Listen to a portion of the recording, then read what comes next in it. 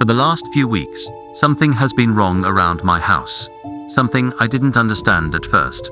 Something so subtle that it felt like my mind was trying to warn me long before my eyes ever saw anything. Long before my ears ever recognized the sound that would eventually destroy my sleep and fill my nights with a fear I can still taste when I breathe. It began on a cold Thursday evening, the kind of quiet night where the world feels too still, where even the streetlights seem dimmer and the sky seems heavier, like something is hiding behind the clouds, watching, waiting. I had come home from work exhausted, craving nothing but silence, warmth, and a few hours of peace. My house sat on the edge of a quiet neighborhood, with a narrow street that curved away into darkness and woods that stretched endlessly behind the backyard. It wasn't the kind of place anyone would walk through at night unless they had a reason. And that's exactly why what happened that night has left me unable to sleep properly ever since. I remember dropping my keys on the kitchen counter, eating leftover pasta, and scrolling mindlessly through my phone as I ate. Everything felt normal till suddenly a strange feeling washed over me. It wasn't sound, it wasn't movement, it wasn't anything I could point at, but it was something. That deep, instinctive sense that you are not alone, that someone is standing just out of sight, staring, breathing, waiting. At first, I brushed it off. Stress, I told myself, lack of sleep, the usual excuses, but the feeling didn't go away. If anything, it grew heavier, like the air itself was thickening around me. Eventually, I walked to the living room, switched on the lights, and closed the curtains. I don't know why I'd never been afraid of windows before, but that night, the darkness outside felt different, almost alive. By the time I finished cleaning the kitchen and got ready for bed, it was close to midnight. I turned off the lights downstairs, climbed the stairs slowly, and crawled into bed, still trying to shake off that strange sensation. I had barely closed my eyes when I heard it. A slow, deliberate, calculated knock on my front door. Not loud. Not frantic. But slow. As if the person knew exactly how much force it took to wake someone who was trying to sleep. Knock, knock, knock. My eyes shot open instantly. I held my breath and listened. Every muscle in my body tensed. I thought maybe it was my imagination until I heard it again. The exact same rhythm. The exact same chilling slowness. Knock, knock. My heart hammered so violently I could feel it in my throat. I checked the clock. Las 12:17 am. No one knocks at 12:17 am. Not unless they need help or they want something far worse.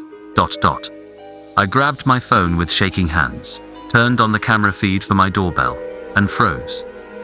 There was a man standing at my front door. Not a neighbor. Not a delivery driver. Not someone I recognized. A tall man. Dressed in black. Standing perfectly still. He wasn't facing the camera directly. His head was slightly lowered, his shoulders relaxed, as if he had been standing there for a long time, waiting for me to notice him. But the most terrifying thing, was that he wasn't looking at the door. He was looking through it, directly at where I stood upstairs. It felt impossible. He couldn't know where I was. And yet I felt his gaze, heavy and unmistakable, as if he could see me through the walls. He didn't knock again. He didn't move. He didn't speak. He'd stood there. 5 minutes. 15 minutes. My legs trembled so violently, I had to sit on the floor. I wanted to call the police, but fear stopped me. Some instinct deep inside whispered that calling would make things worse.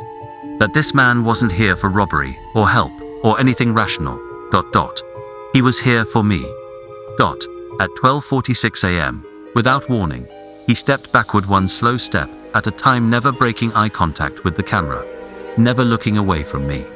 Then he turned, slowly, walking into the darkness until he disappeared beyond the streetlight. I didn't sleep that night. I didn't move from my room.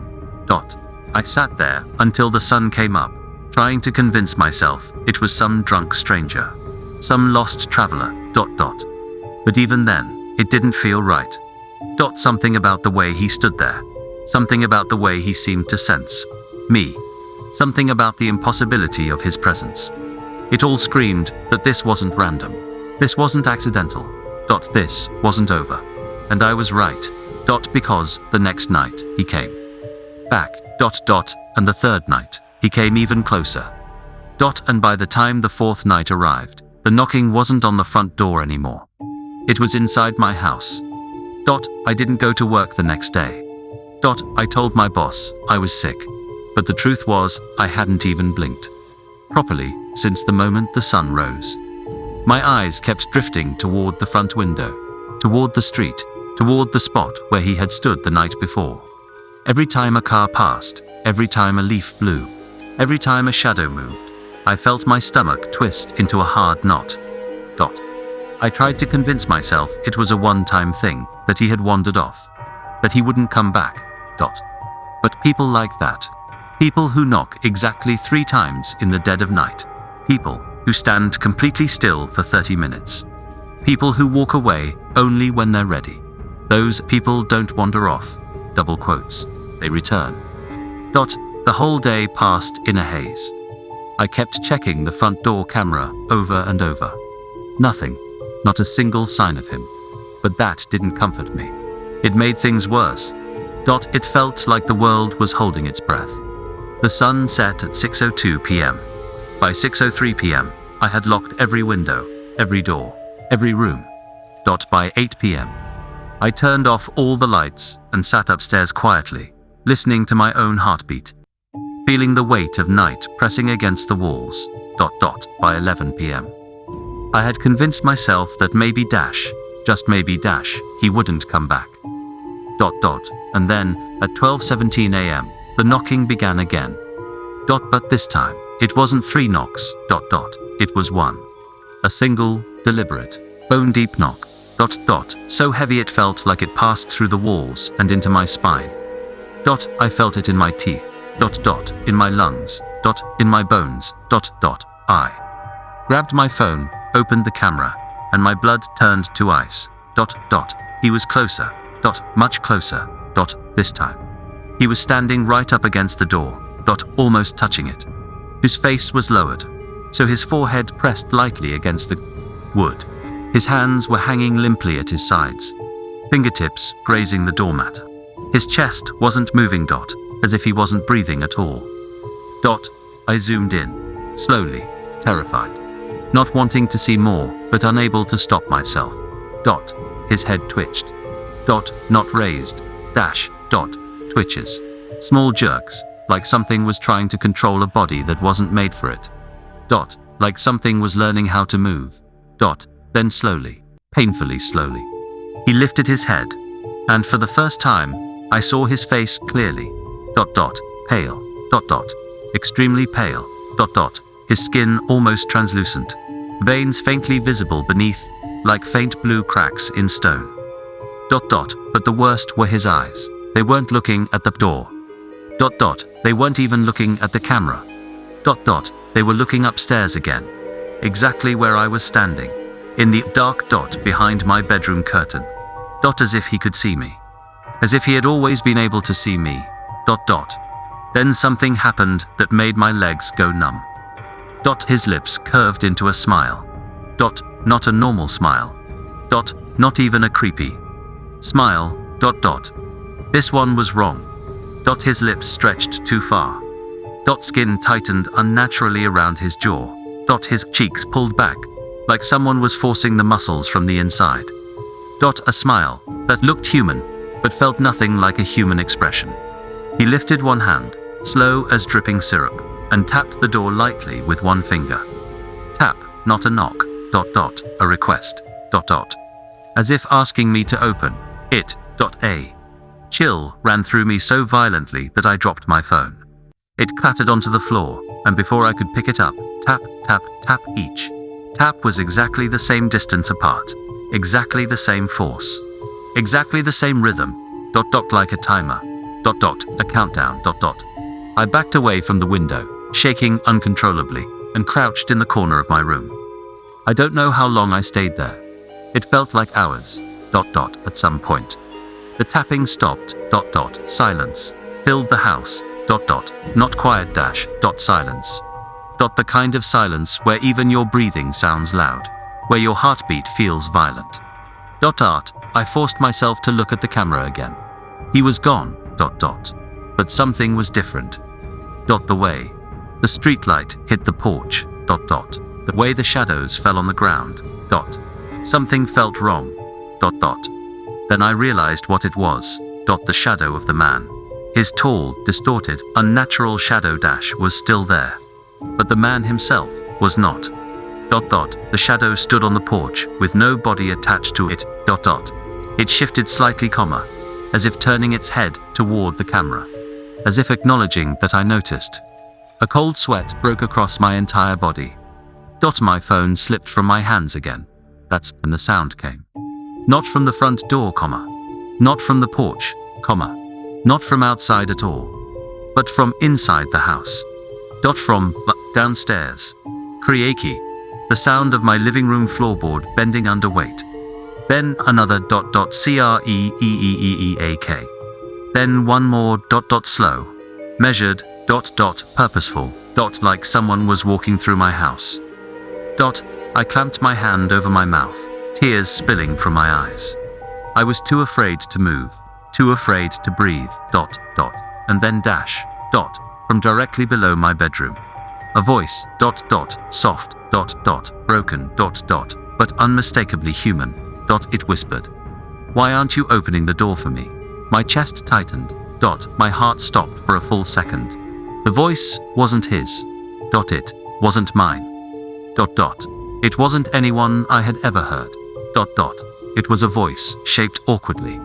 Like someone was trying to imitate human speech for the first time, and failing.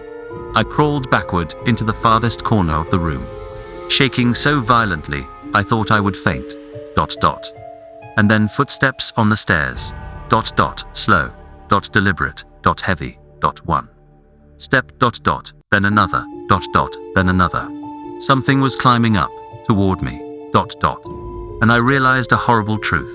That man at the door was never trying to come in. He didn't need to. Because whatever he wanted was already inside. The next morning should have felt normal.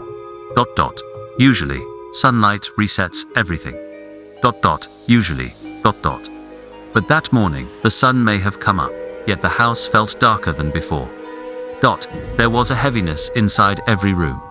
Like the place had inhaled something during the night, and now refused to breathe it out. And, the most disturbing thing was, I woke up already tired as if I had been awake all night, walking through the house. Even though I didn't remember leaving my bed, I staggered into the kitchen. The floorboards felt colder. The corners looked deeper. Even the refrigerator. Simple, harmless sound felt slightly off-pitch, like a broken note in a song you've heard your whole life. While making tea, I noticed something else. The window above the sink had handprints on the outer glass. Not fingerprints. HANDPRINTS. Full, clear. Perfectly shaped. And too big to be mine. I told myself it was moisture. Condensation. Anything. But what it looked like. But the shape. It was the shape of a hand belonging to someone who pressed their palm too slowly, leaving a drag mark, like they were watching me from the outside, then carefully moving their hand down the glass. I wiped it. It left a faint smudge. But the print didn't go away completely. Almost like it had been there a long, long time. I stepped away from the window. The backyard was dead silent. Not a single leaf moving. Not a single bird. Just stillness. That was when the house began doing something new. It started watching me back. Asterisk. Whenever I walked into a room, it felt like someone had just stepped aside. The air would shift slightly. The long curtains would sway. Not like they caught wind, but like someone brushed past them. And worse than that, the mirrors started to feel wrong. It began small.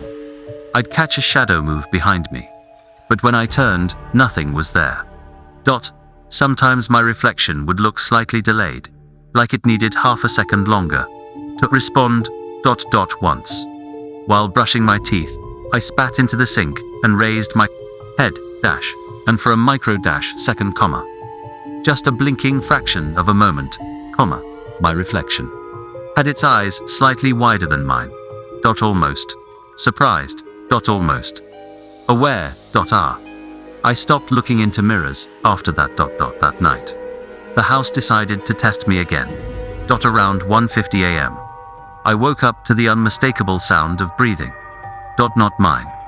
Not shallow. Not fast. Not fast. Slow.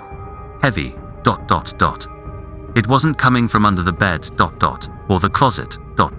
Or the hallway. It was coming from the ceiling. Like someone was lying flat on the wooden boards above my room. Mouth against the surface, exhaling. Deliberately, slowly, patiently, as if trying to sync their breath with mine. I froze. My eyes stayed open, staring at the dark ceiling. The breathing continued. Inhale. 3 seconds. Exhale. 4 seconds. Then it matched my rhythm. Perfectly. I held my breath. The breathing stopped. Instantly. I exhaled.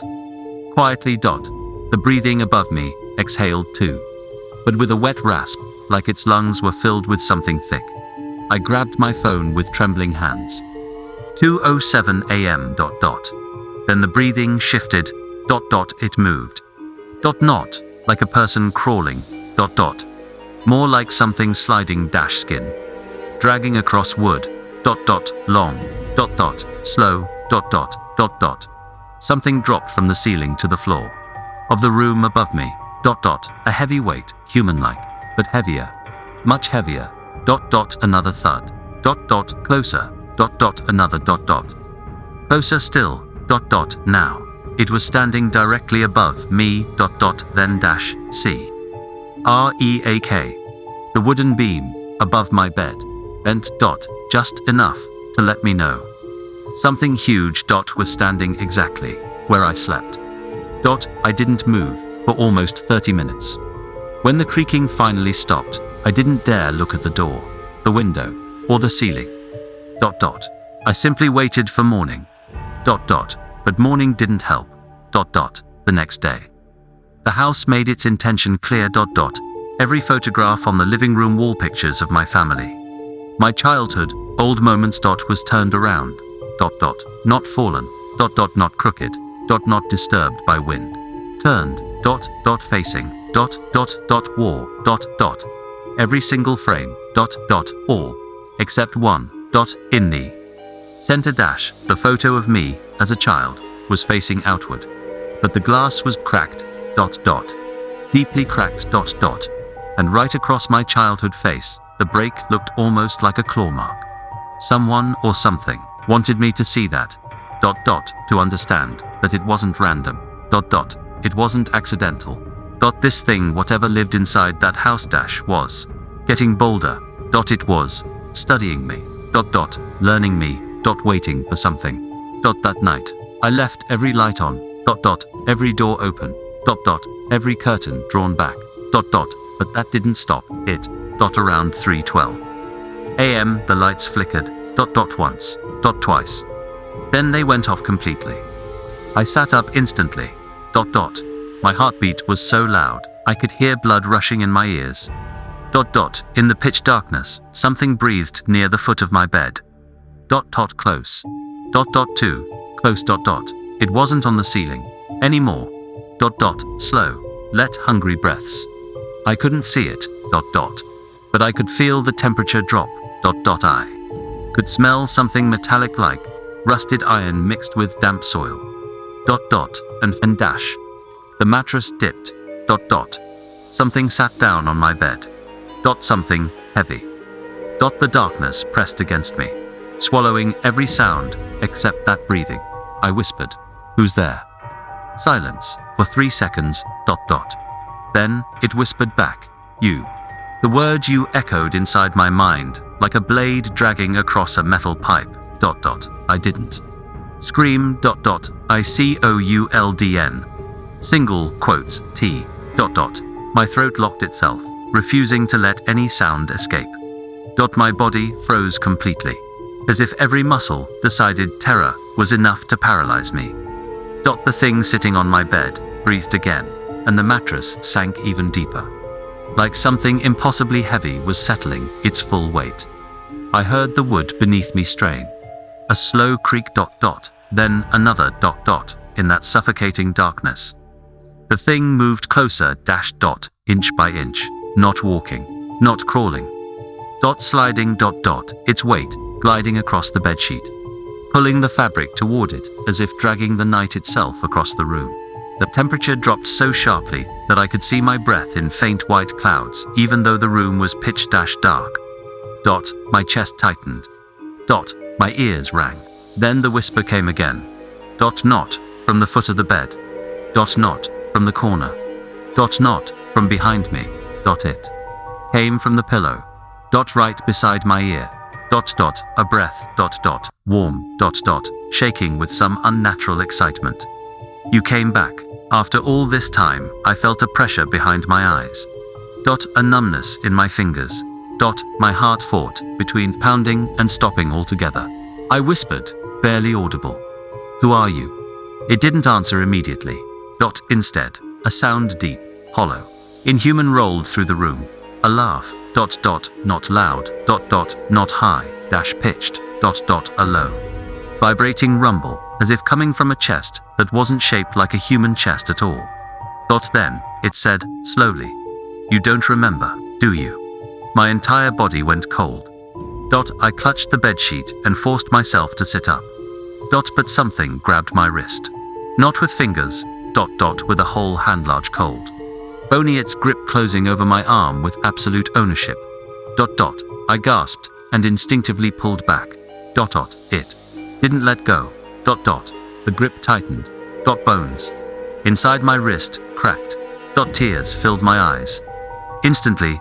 I couldn't see the thing, but its cold breath brushed against my cheek. Please, I whispered. What do you want? The bed shifted, groaned, and the thing leaned even closer. Its voice pressed against my skin. I want you to remember. What you left here, what I left. I didn't understand. Nothing in my memory made sense with that sentence. Then slowly the room brightened. Not by electricity. Not by sunlight. But by something else. Like a pale blue glow unraveling across the ceiling, warping the shadows and stretching them across the walls. My eyes adjusted and I saw it. For the first time, I saw its shape. In the corner of the room. Near the ceiling. A figure hung like a broken puppet.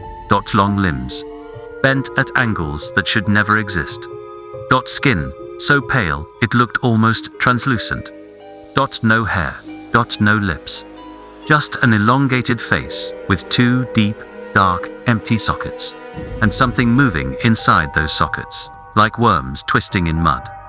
Its neck was too long. Its shoulders too narrow.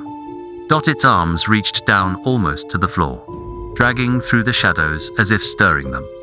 But the worst part, it was smiling. Not with lips. Not with teeth. The skin around its face simply folded upward, splitting slightly at the edges. Opening like an old wound, forced to grin. The voice came not from its mouth, but from its chest. Deep. Echoing. Vibrating. My ribcage, you lived here before. My entire world froze before. I'd played in this house as a child, but only occasionally. Short visits. Random weekends. Nothing significant. Nothing. Worth remembering, right. The creature drifted closer, not walking, just gliding, its limbs dangling loosely. Double quotes. Do you think this house forgot you? The room distorted. Walls elongated. Shadows thickened. The bed sank 2 inches as the air grew heavier, like gravity itself shifted. Memories flashed in fragments. A closet door I wasn't allowed to open. A room my mother always kept locked. Dash. A sound I used to hear at night. Thinking it was the wind. Dash. A voice whispering my name when everyone else was asleep. My breathing broke into panic. Double quote. No, that wasn't real. I was a kid. I imagined things. The creature tilted its head, bones cracking like dry twigs. Children don't imagine everything. Double quotes. Suddenly, a loud groan ripped through the house. The sound of something huge shifting under the floorboards. Then another ... and another ... The house ... was waking up. The creature placed its tool-long hand over my chest, right above my heart. Cold. So cold, it felt like frostbite spreading through my veins. This house kept a part of you. Double quotes. The air around me tightened. My vision blurred. I felt something pulling inside my ribcage, like invisible fingers, reaching for something deep within. I screamed and pushed back with every ounce of strength I had left. The creature flew backward, slamming into the ceiling with a horrifying crunch. And, suddenly, the lights flickered back on. Real light. Electric light. The creature shrieked, a sound so sharp it sliced through my skull. Or it clung to the ceiling like a spider, skin peeling in jagged strips.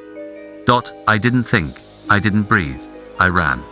I sprinted out of the room, down the hallway, down the stairs, through the living room, and straight toward the front door.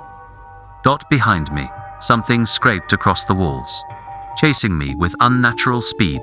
A desperate, furious howl, exploding through the house. You belong here. I threw the door open and ran into the night. Cold air hit my face. Real air. Not the stale breath of the creature. I didn't look back. Not once. I kept running until my legs failed and the world spun. When I finally collapsed in the middle of the road, gasping, shaking, I saw the house from afar. Every window was dark, except one. The window of my childhood bedroom. A silhouette stood there, tall and crooked, watching me. Waiting. Smiling. That same awful, torn smile. And in the faint whisper of the wind, I heard it say, "You'll come back. You always come back."